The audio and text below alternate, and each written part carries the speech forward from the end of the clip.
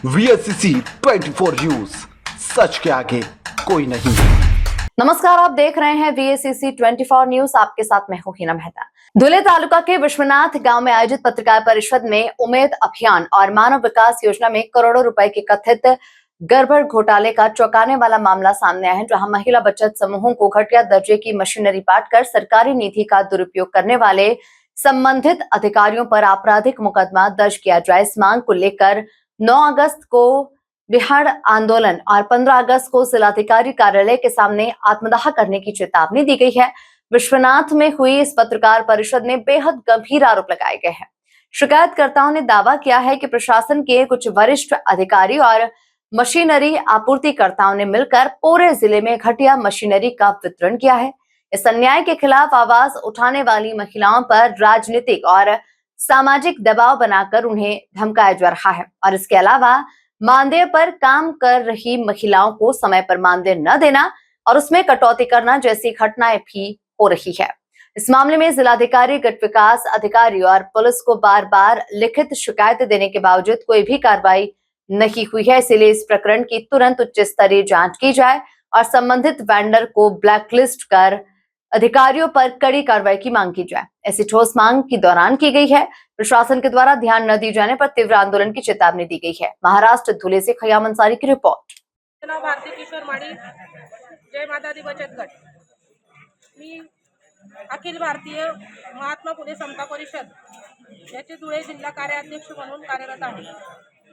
आज विश्वनाथ गावामध्ये जी press conference घेण्याचा उद्देश आहे तो म्हणजे इथं जागेवर ज्या मशिनरी आहेत ते बघून आणि आमच्या ज्या सगळ्या माया भगिनी ज्या आहेत यांच्या सगळ्यांच्या न्यायासाठी आज आपण इथं प्रेस कॉन्फरन्स घेतलेली आहे। आमच्या मागण्या आहेत, जे दोषी अधिकारी आहेत त्यांच्या चौकशी व्हावी, चौकशी होऊन त्यांच्यावर गुन्हे सिद्ध झाले तर त्यांच्यावर गुन्हे दाखल करा आणि आमच्या ज्या काही मागण्या आहेत त्या आम्ही प्रेस नोटमध्ये दिलेल्याच आहेत। 9 ऑगस्ट क्रांतिकारी दिवस या दिवशी आम्ही सगळ्या महिला एवढ्या संख्येने, ही एका गावाची संख्या आहे, असे आम्ही सगळ्या जेवढ्या महिला आहोत तेवढ्या गावातून सगळ्या महिला येऊन रस्त्यावर उतरणार आहोत आणि 9 ऑगस्ट रोजी आम्ही विराळ आंदोलनाला सुरुवात करू आणि तिथून अमरण उपोषणाला पण सुरुवात करू। जर 15 ऑगस्ट पर्यंत आम्हाला न्याय मिळालाच नाही तर 15 ऑगस्ट ह्या दिवशी आम्ही आत्मदहनाचा म्हणजे तुम्हाला आत्मदहनाचा इशारा देतोय की आम्ही आत्मदहन करू जर न्याय मिळालाच नाही तर। महिलांचं आंदोलन करण्याचा कुठलाही उद्देश नाही, पण आम्हाला न्याय मिळत नाहीये म्हणून दुर्दैव आमचं आम्हाला आंदोलन करावं लागणार आहे।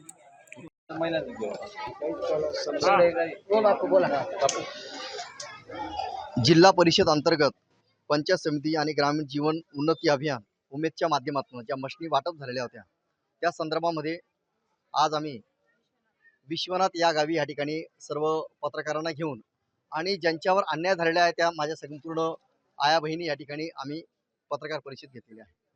या ठिकाणी महाराष्ट्र शासनाला सांगायचं आम्हाला एवढंच आहे की उमेदच्या माध्यमातून, मानव विकासच्या माध्यमातून ज्या मशिनी दिलेल्या आहेत त्या मशिनीची किंमत होती 6,30,000 रुपये। त्याच्यामध्ये 5,40,000 रुपये सरकारने आम्हाला दिलेले आहेत आणि 60,000 रुपये आमचं एक कॉन्ट्रीब्युशन आहे, असं 6,30,000 रुपयाचं ते मशीन होती। परंतु ती मशीन आम्हाला 1,20,000ची आम्ही जे काही कॅल्क्युलेशन केलं, काही लोकांकडे गेलो, काही मशिनीवाल्यांकडे गेलो, काही कंपनींमध्ये गेलो आणि त्याच्यातनं आम्ही ते कॅल्क्युलेशन काढलं, काही आमच्याकडे कागदपत्र पण आहेत। तर 1,20,000 त्याची किंमत आहे। म्हणून ह्या ठिकाणी जे काही भ्रष्टाचार झालेला आहे तो जवळजवळ 5 लाखापर्यंत झालेला आहे। हे जे काही या ठिकाणी अफार करणारे जे काही अधिकारी आहेत त्याच्यामध्ये उद्धव धारणे, लोकेश सोनवणे, हेमंत गवते, ईश्वर पाटील, वर्षा हिरे, पराग विस्पुते, ज्योती पगारे या सर्वांच्या संगनमताने हा भ्रष्टाचार झालेला आहे। आम्ही या ठिकाणी आंदोलन करणार आहोत 9 ऑगस्ट, कारण की शहर पोलीस स्टेशनच्या पीआयने आम्हाला सांगितलेलं आहे की आम्ही यांच्यावर गुन्हे दाखल करू, परंतु अजून आम्हाला त्यांच्याकडनं कुठल्याही प्रकारची शाश्वती आली नाही किंवा गुन्हे दाखल होण्याचं कुठल्याही प्रकारचं पत्र आलं नसल्यामुळे आम्हाला नाईलाजाने 9 ऑगस्ट ह्या दिवशी, क्रांती दिवशी आम्ही धुळ्याला आंदोलन करणार आहोत, बिराड आंदोलन करणार आहोत। जोपर्यंत आम्हाला न्याय मिळणार नाही, या माझ्या आया बहिणींना न्याय मिळणार नाही, तोपर्यंत आमची आंदोलनाची भूमिका असेल। आमचं यामध्ये सर्वात महत्त्वाचं असं मत आहे, या सर्वांनी ज्या पद्धतीने भ्रष्टाचार केलेला आहे याच्यावर कोणाचा हात आहे का? कारण की हा भ्रष्टाचार काय छोटा नाही, तर जवळजवळ 40 ते प्रूफ आम्ही या ठिकाणी देणार आहोत। आता याच्यानंतर ज्या मशिनी आहेत त्या मशिनी कशा पद्धतीच्या आहेत याच्यासाठीच आम्ही या ठिकाणी विश्वनाथला आम्ही प्रेस कॉन्फरन्स घेतलेली आहे। या ठिकाणी 36 युनिट जे आहेत ते 36 युनिटमध्ये कोण काय सांगते याच्याशी आम्हाला काही घेणं देणं नाही. त्या बहिणींवर पण अत्याचार झालेला आहे.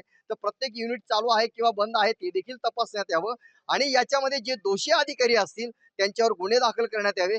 त्याच पद्धतीने याच्या माध्यमातून त्यांनी जी काही प्रॉपर्टी जमा केली ती प्रॉपर्टी जमा करावी, शासनाला ती जमा करावी आणि यांच्यावर गुन्हे दाखल करावे हीच आमची मागणी आहे.